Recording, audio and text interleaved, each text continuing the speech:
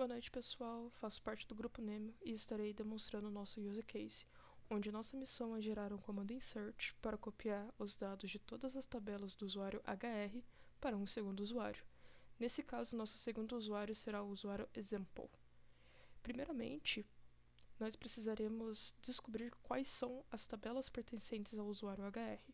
Então, para tal feito, nós utilizaremos a view AllTables, que traz consigo todas as tabelas pertencentes ao banco de dados, podendo ser filtrada pelo usuário, além de outros atributos. Essa view ela também traz consigo dados presentes na Recycle Bin, que seria a tabela de dados temporários. Ela funciona de maneira semelhante à lixeira do Windows, onde quando a gente apaga um arquivo, esse arquivo vai para a lixeira e depois ele pode ser excluído permanentemente do disco rígido. Nesse caso, então, estaremos excluindo essas tabelas. Então, uma vez que nós selecionamos todas as tabelas do HR, nós temos como retorno a tabela Regions, Locations, Departments, Jobs, Employees e Countries. Para uma melhor visualização, eu já separei elas aqui num Select. Então, a partir do momento que é feito o Select dessas tabelas, temos todas as tabelas, todas elas com dados, né? Então, todas elas com seus devidos dados. Também já separei as tabelas que serão o destino desses dados, né? Que no caso são as mesmas tabelas do usuário HR, porém para o usuário example. Então, demonstrando elas, todas elas estão vazias. Para essa missão de fazer essa cópia de dados, foi utilizado uma function, onde essa function ela irá percorrer a tabela AllTables, primeiramente para descobrir todas as tabelas pertencentes ao usuário HR, fazendo a concatenação dessas tabelas com o HR, definindo elas como origem, tendo uma variável de table name apenas para controle, e definindo também uma concatenação entre example e o table name como destino. Tanto origem quanto destino serão utilizadas futuramente para poder gerar a carriage insert. Então, uma vez que é descoberta todas as tabelas que serão trabalhadas pertencentes ao HR, será feita uma segunda carry, onde será descoberta todas as colunas pertencentes a cada tabela. Porém, para a gente conseguir fazer um insert, a gente precisa organizar essas colunas dentro de uma lista separada por dentro de uma lista com parênteses separadas por vírgula. Para fazer isso, foi utilizado o list.agg, que funciona como se fosse o group concat do MySQL. O que ele faz? Ele vai pegar todas as colunas descobertas a partir da próxima query que eu estaria explicando e vai concatenar com vírgula, dessa maneira conseguindo obter o values para o insert. A query que foi utilizada para descobrir as colunas pertencentes a cada tabela, ela é composta de duas tabelas principais, onde temos novamente a AllTables, porém, junto à view AllTableColumns.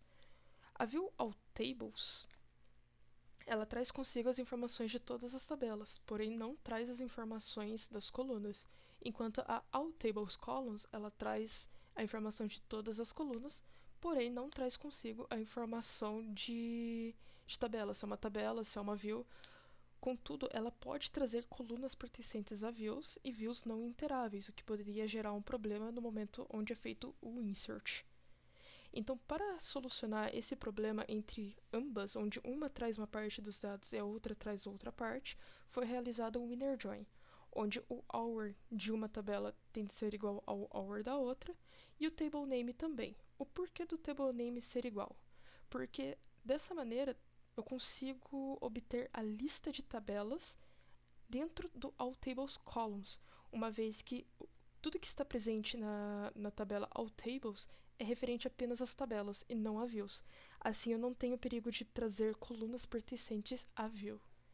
Uma vez que é feito todo esse processo de descobrir quem serão as tabelas e quem serão as views, quem serão as tabelas e quem serão as colunas que irão receber esses dados, é montado um comando de insert como uma string. Essa string ela será atribuída à variável SQL string, que é uma variável do tipo varchar, com tamanho de até 1000 caracteres. E feito isso, é exibido um output apenas para comando, para a gente saber o que está sendo executado, e é feito o execute immediate. O que esse comando faz? Ele vai executar imediatamente o comando que eu estou passando para ele.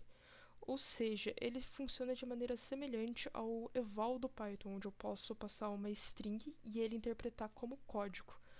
Existem vantagens em se executar, em se utilizar este comando, porém a sua maior desvantagem é que ele executa em tempo, ou melhor, ele faz as tarefas em tempo de execução, então ele torna um pouco mais complicado de poder debugar. Por isso que a gente tem o DBMS Output, Putline, para a gente conseguir ter um controle do que está sendo executado. Então, executando essa function, nós teremos o seguinte resultado. Ele já executou, vou descer um pouquinho.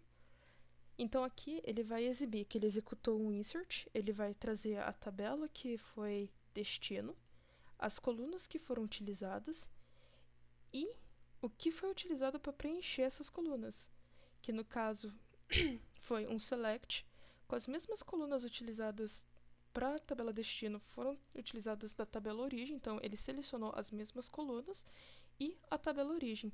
Desse modo, a partir do momento que ele executa esse insert, ele faz a cópia de todos os dados pertencentes ao HR para o exemplo. Então, se a gente for visualizar, antes as tabelas que estavam vazias, agora todas elas possuem todos os seus devidos dados.